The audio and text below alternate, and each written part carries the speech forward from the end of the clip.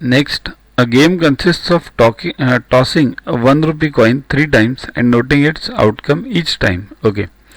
Ajay wins all the tosses if all the tosses give the same result, that is 3 heads or 3 tails, and loses otherwise. Calculate the probability that Ajay will lose the game.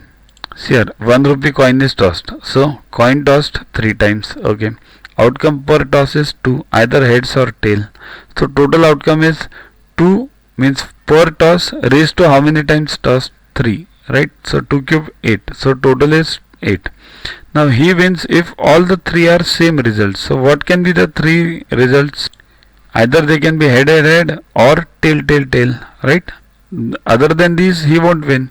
So out of 8 outcomes only 2 wins are possible. So losers how many possible? 8 minus 2, 6 times, right? So required equals to what? We require that he will lose the game, right? So 6 is required. So probability is what? 6 upon 8 total, right? 3 by 4. That's the answer. Download Yuva Guru app from Play Store to get these videos, test, question banks with explanations directly on your